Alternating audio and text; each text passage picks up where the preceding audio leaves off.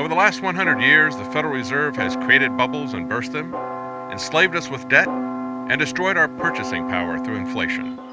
Yes, it's been a wonderful lie for the bankers. There are striking parallels in Frank Capra's It's a Wonderful Life to the lies and tricks that real bankers used to create the Federal Reserve. Human nature doesn't change, and the greedy elite of 1913 and 2013 look and act a lot like Potter, the banker in the movie. And many Americans are left like George Bailey, staring into the abyss as their dreams collapse and they face financial ruin. Do we live in a country that looks a lot more like Pottersville than Bedford Falls? What does Frank Capra's film show us about how we got here and how we can get out? When the Federal Reserve was created 2 days before Christmas 100 years ago, it was a culmination of 6 years of fraud, fear, and manipulation. I've never really seen one, but that's got all the earmarks of being a run. The Panic of 1907 was used to shape public support for the Fed. The panic was triggered by rumors that 2 major banks were about to become insolvent, just as we see in the movie. George, there is a rumor around town that you've closed your doors. Is that true? I am going all out to help in this crisis. I have just guaranteed the bank sufficient funds to meet their needs. They will close up for a week and then reopen. Just took over the bank. I may lose a fortune, but I am willing to guarantee your people too. Just tell them to bring their shares over here, and I will pay 50 cents on the dollar. Oh, you never miss a trick, do you, Potter? Unfortunately, J.P. Morgan got away with the deception and was able to shut down competitors and snapped up assets at fire sale prices. Take during the Depression, for instance. You and I were the only ones that kept our heads. You saved the building and loan. I saved all the rest. Yes, well, most people say you stole all the rest. The envious ones say that, George. The suckers. Charles Lindbergh Sr. warned people at the time of the creation of the Federal Reserve that it would not stop boom and bust cycles, but would actually create them in order to benefit its private owners. Here's what he said. To cause high prices, all the Federal Reserve Board will do will be to lower the rediscount rate, producing an expansion of credit and a rising stock market. Then, when businessmen are adjusted to these conditions, it can check prosperity in mid-career by arbitrarily raising the rate of interest. It can cause a pendulum of a rising and falling market to swing gently back and forth, or cause violent fluctuations by a greater rate variation. And in either case, it will possess inside information as to the financial conditions and advanced knowledge of the coming change, either up or down. This is the strangest, most dangerous advantage ever placed in the hands of a special privileged class by any government that ever existed. The system is private, conducted for the sole purpose of obtaining the greatest possible profits from the use of other people's money. They know in advance when to create panics to their advantage, and they know when to stop panic. Inflation and deflation work equally well for them when they control the finance. As we see in the movie, not all lending institutions have the same motivations. Now, you take this loan here to Ernie Bishop. You know, that fellow that sits around all day on his brains in his taxi, you know. I happen to know the bank turned down this loan, but he comes here, and we're building him a house worth $5,000.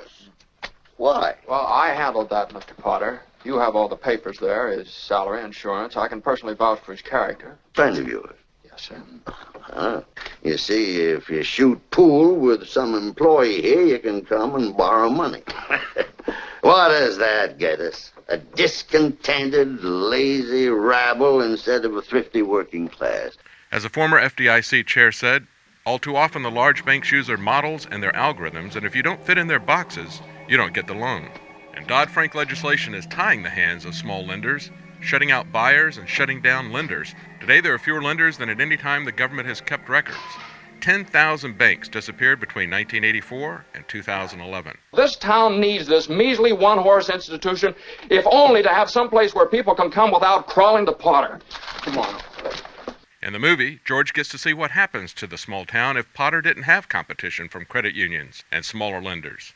If it hadn't been for you... Yeah, if it hadn't been for me, everybody'd be a lot better off. My wife and my kids and my friends. I mean, look, little fella, why you go off and haunt somebody else? Yeah, so you still think killing yourself would make everyone feel happier, eh? Oh, I don't know. I guess you're right. I suppose it'd been better if I'd never been born at all. Pottersville, the only businesses thriving are vice. People are angry. The town is filled with signs like, "Keep moving, keep off the grass."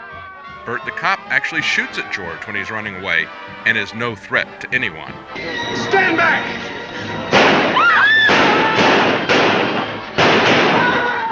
Everyone is a renter, no one has a stake. Now, you're Ernie Bishop, and you live in Bailey Park with your wife and kid. Look, Bud, what's the idea? I live in a shack in Pottersfield. My wife ran away 3 years ago and took the kid, and I ain't never seen you before in my life, see? Private property and everyone having a stake is the antidote to Pottersville. Here, you're all businessmen here. Doesn't it make them better citizens? Doesn't it make them better customers? But whether it's the Trans-Pacific Partnership or a global carbon tax, the global elite don't see you as a stakeholder. They want to turn us all into serfs and treat us like cattle. Just remember this, Mr. Potter, that this rabble you're talking about, they do most of the working and paying and living and dying in this community. Well, is it too much to have them work and pay and live and die in a couple of decent rooms and a bath? Anyway, my father didn't think so. People were human beings to him, but to you, a warped, frustrated old man, they're cattle. Well, in my book, he died a much richer man than you'll ever be. I'm not interested in your book. I'm talking about the building and loan. I know very well what you're talking about. You're talking about something you can't get your fingers on. Speaking of riches, do you find the salary amounts amusing when Potter tries to buy George off? Let's look at your side. Young man, 27, 28, married, making, say, 40 a week. 45. 45. 45. George, I'll start you out at $20,000 a year. $20,000 a year? You wouldn't mind living in the nicest house in town? Buying your wife a lot of fine clothes, a couple of business trips to New York a year, maybe once in a while Europe. You wouldn't mind that, would you, Jones? Would I? Even if George had saved a lot of his $20,000 salary, would it have bought much a couple of decades later? By even the government's very conservative estimate of inflation, the dollar has lost 90% of its value since 1947, when the movie was made. The Fed's deliberate inflation is devastating to anyone trying to accumulate wealth through hard work and saving. So what is the answer to all the George Baileys out there 100 years after the government gave control of our money supply to private bankers like Potter? Well, Potter had more money than he could spend. But would any of you want to be Potter? You sit around here and you spin your little webs and you think the whole world revolves around you and your money. Well, it doesn't, Mr. Potter. In the whole vast configuration of things, I'd say you were nothing but a scurvy little spider. George Bailey finally sees how rich his own life is, as he sees the fruits of relationship, honesty, and compassion. Hey! Merry Christmas, Mr. Potter! Happy New Year to you! In jail. Go on home, they're waiting for you. And if the public can awaken to the lies of the Federal Reserve, if it could even be audited, Well, hello, Mr. Bank Examiner. it would be a huge step to breaking the chains that enslave all of us. But ultimately, it is God that changes minds and changes hearts. God hates oppression, and we can and should confidently pray that He will stop it. I owe everything to George Bailey. Help him, dear Father.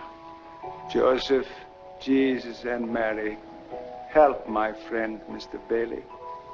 Help my son George tonight. He never thinks about himself, God. That's why he's in trouble. George is a good guy. Give him a break, God. I love him, dear Lord. Watch over him tonight.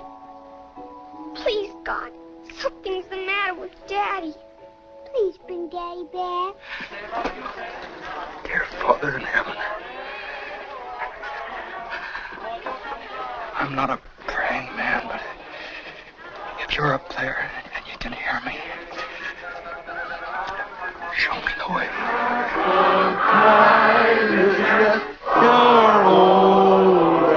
For the InfoWars Nightly News, I'm David Knight.